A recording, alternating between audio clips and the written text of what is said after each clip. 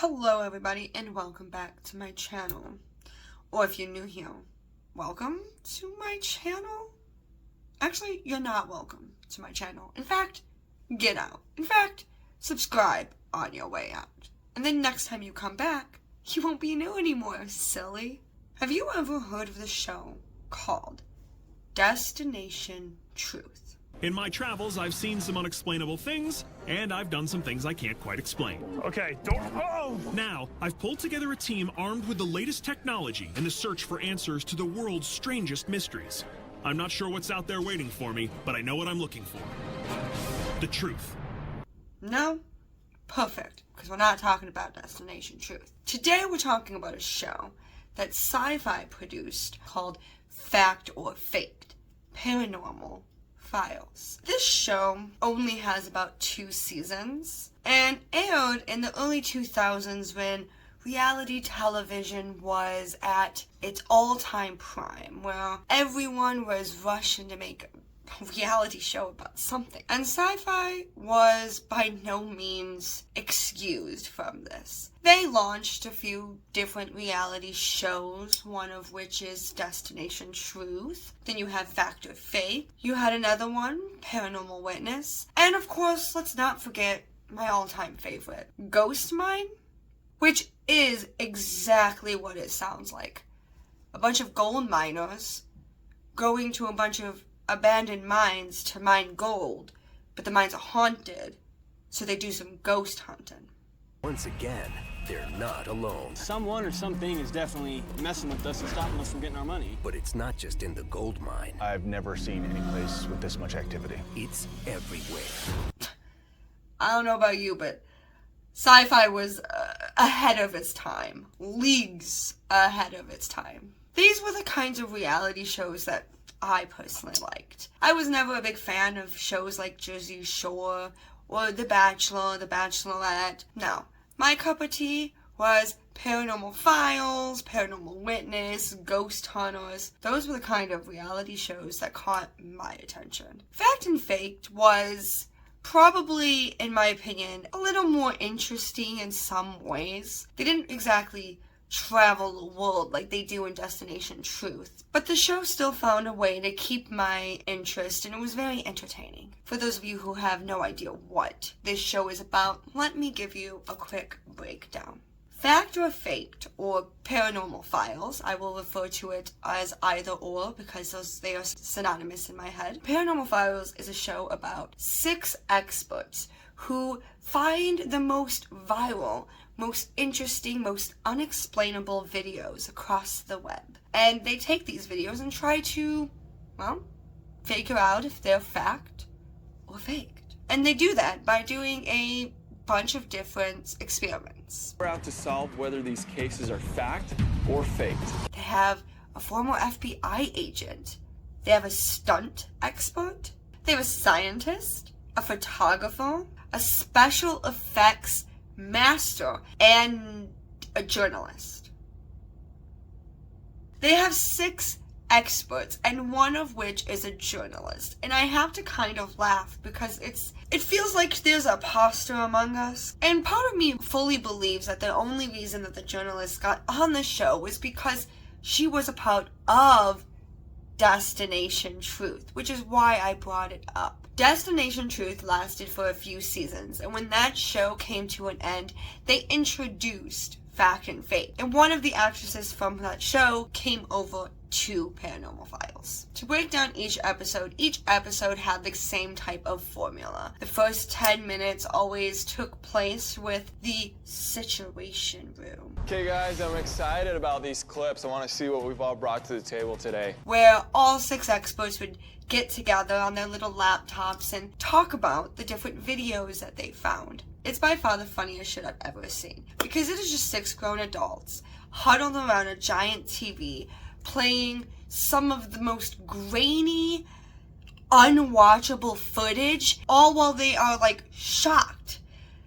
They react as if it's the most incredible thing their eyes have laid witness on. It is kind of entertaining to look back on, rewatch that show today. Because I feel like if a show like this existed today, it would just play out so differently. Okay, team, I'm really excited about what you guys have brought today.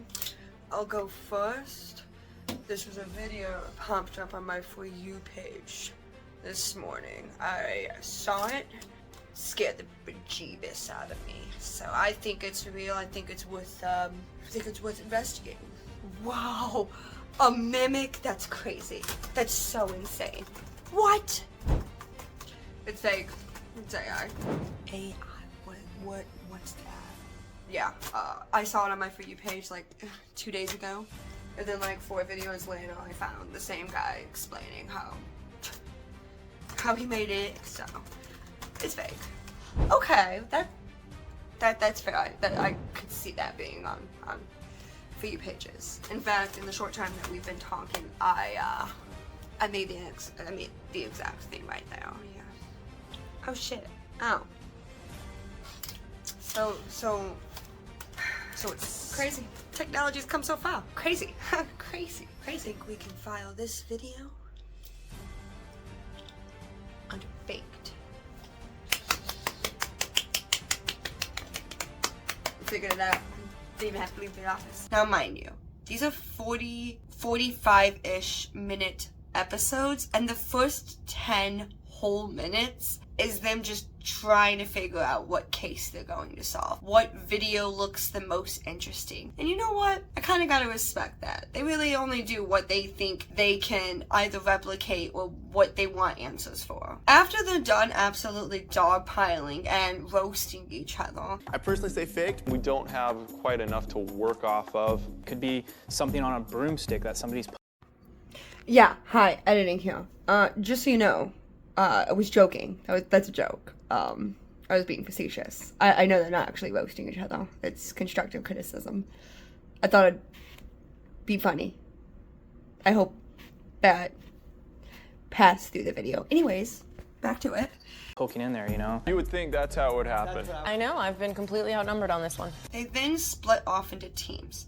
They go interview the person who gave them the video, and then they conduct their experiments. It's actually really fascinating to watch because their experiments range from CGI to prop building to stunts. Like in the first episode, one of the cases that they are trying to figure out if it's real or not is a chase scene where a ghost car drives through a fence, and they actually do a handful of experiments to try and discover if it's even possible. Like they go through a bunch of theories that people had on the internet, you know, one of which was maybe there was a ditch and the car drove over, and they attempted that. And I have to say, is that stunt guy okay? Can someone check on him? He doesn't look okay. You alright? Okay. Could have gotten over something like this without getting hurt? No, they would have definitely gotten hurt. Okay. Let's get this man out. They even try to drive under the fence. And then, well, this kind of happens. But then, see, they figure it out. Maybe they just didn't use enough fasteners. So then they fasten the fence to the pole. And voila. They got it. They figured out this case has indeed been filed under fact. It's not paranormal. They figured out what happened and how the video came about. They do multiple different experiments and tests to try and figure out how these videos came to be. And it's a very fascinating show, although there are moments where I have to chuckle and laugh because sometimes their experiments get really close and they really only show you a few attempts. And now probably they did do more, but I feel like, personally, if it was me and I was trying to fake a paranormal video, I would spend hours trying to make it perfect. In one of the episodes, they get really close to figuring it out and then just kind of give up and like, oh, well, this is clearly impossible. And so because they couldn't figure out information, they do like an overnight investigation, which is another aspect of the show that I actually really like, because if they don't figure out answers, they do these night investigations. There's a lot to like about the show, like the fact that it gives you an opportunity to really think about the media you're consuming and how it can be created. And I watched this show when it came out in 2010, right before like the internet really kind of became the sensation it is today. Well, not even really the internet, I should say video sharing.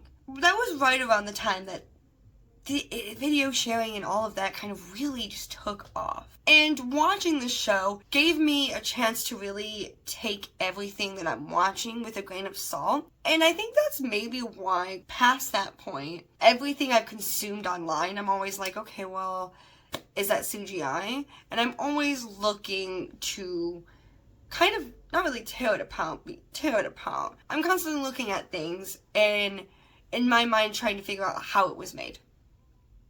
I also watched that show too. Do you know how cheese is made? I watched that and it traumatized me.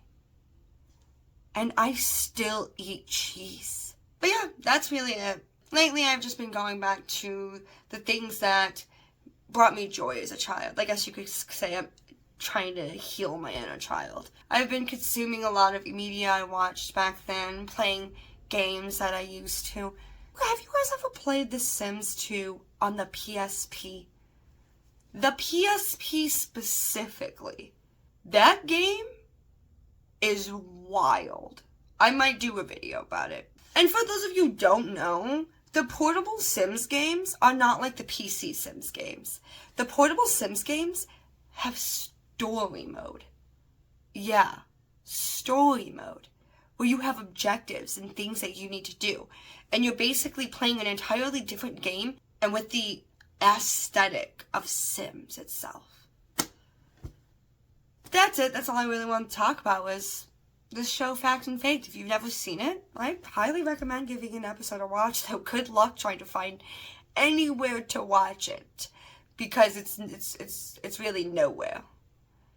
They wanted me to pay money to watch the first episode, and I was like, no way. And then I did it anyways, because I wanted to see if it was like I remembered, and it was.